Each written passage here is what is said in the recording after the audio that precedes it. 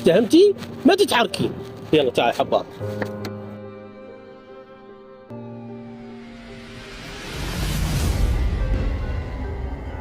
سعادة. هلا حبيبي. من جيتك؟ نعم من الحر. وقلنا على صف حبلات الحالي. صار.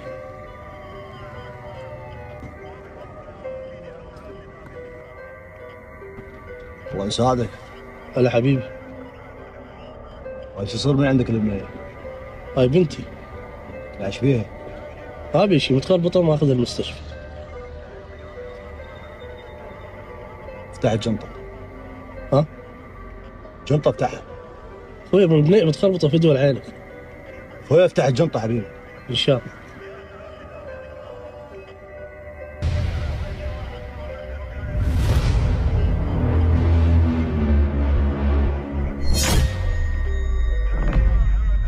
سيدي.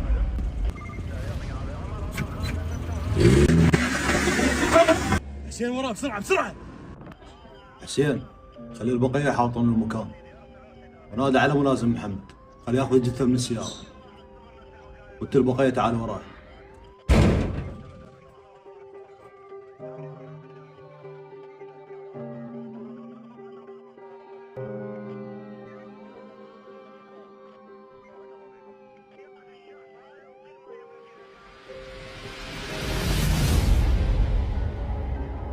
سيدي الأمور كلها تمام والبنية ما بيها شيء.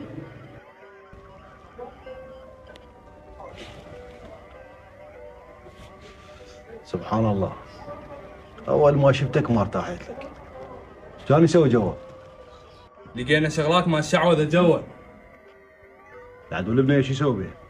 سيدي حسب ما شفناه يسوي البنية قربان. قربان. علي شوف ابو البنية منو؟ حسين هذا لا تخليه بالدورية، خليه بسيارتي. نسوي له قربان بالمركز. وراح تتندمون. لك تهملك عين تحكي؟ حسين بسرعة اخذه.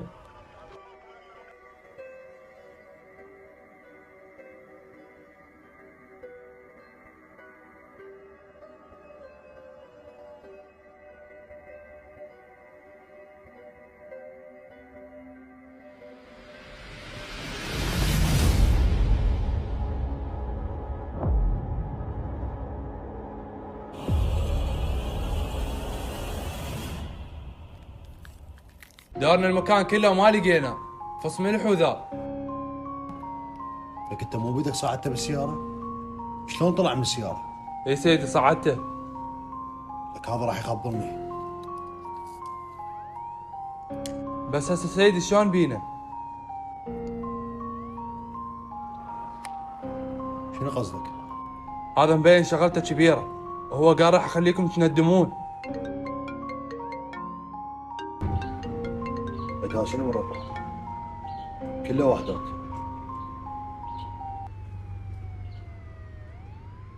الو. مو قلت لكم راح تتندمون؟ انا سنه كامله انتظر هذا اليوم حتى اسوي القربان. تجون انتم بلحظه تهدمون كل شيء. راح ادمر حياتك. هذا هو. اخذ الرقم وطلع لي منين اتصل. راح اجيب محمد اخوي من الجامعه واجيك. اخوي شنو السالفة تاخرت اليوم؟ اخوي شغله هواي فوق راسي، امشي بالطريق اسولف لك. بشر شلونك بالامتحان اليوم؟ لا اكيد جاوبت، الاسئله كانت سهله. اكيد تجاوب غير طالع على اخوك. صدق احمد صار شيء غريب اليوم. طب دكتور جديد وكرمني من دون الطلاب. وما عرفت ليش؟ لا والله بس خلى اراويك صورته.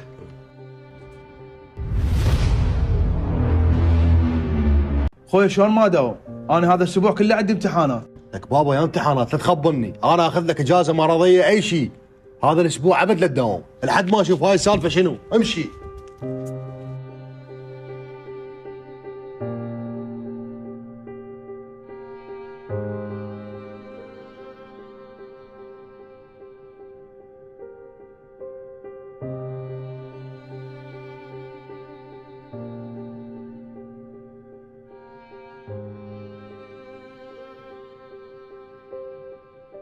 حسين وين انت؟ خوي ظل مكانك انا راح اجيك. هذا الموضوع كبر عن حده كلش، وقام تصير بي شغلات لا مرة عليك ولا مرة عليه. تمام، راح اخذ اجازة من الدوام اسبوعين هيك، وراح اجيك حتى اشوف لنا حل لهذا الموضوع، لان الموضوع صار يم اخويا بعد. تمام.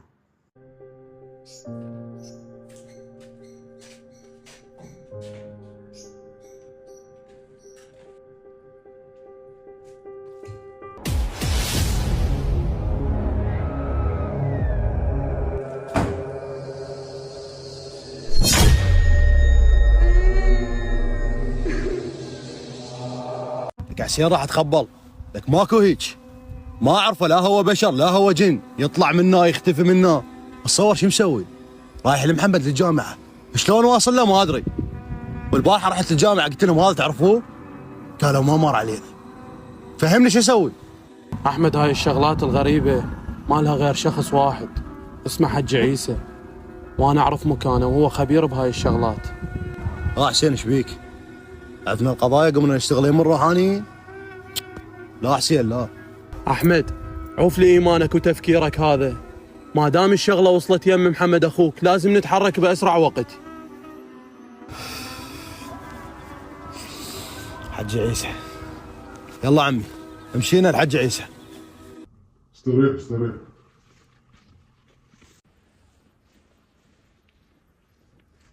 أنا سولف لي صديقك حسين عن التفاصيل، بس أريد أعرف شنو تتذكر عن مكان القربان؟ اتذكر كانوا راسمين مثلث اسود حاطين عليه شمال. أعوذ بالله، هذا الشخص ميت، وهاي مجرد روح تتعامل ويا الشيطان، وذولا يخدمون عائلة اسمها. حج رحمة والديك، انا اصلا دايخ وانت جاي تدوخنا بهاي التفاصيل. قل لي شنو الحل او اعطيني شغله انا اسويها.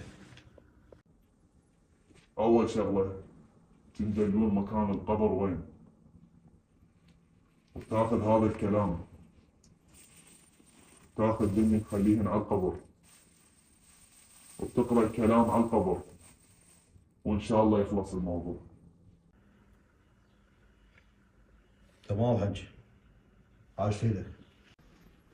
بس هسه اخوك ما راح تلقاه الا تحلون هذا الموضوع. محمد سيدي حسب المعلومات اللي جمعناها هذا مكان القبر. عاش فيك والله، تو ولد هنا اعرف واحد بس راقب المكان زين.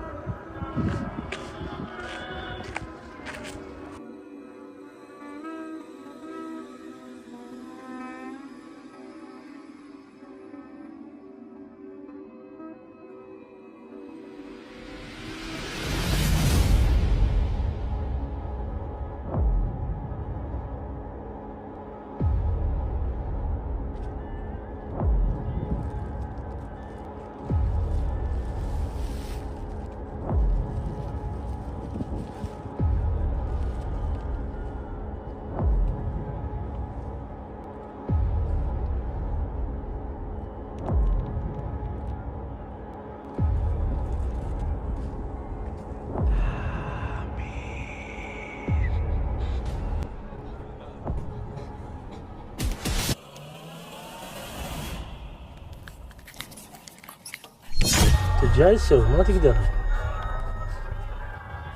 اقول لك جاي تسوي ما تقدرني، انت جاي تسوي ما تقدرني، اقول لك ما تقدرني جاي تسوي.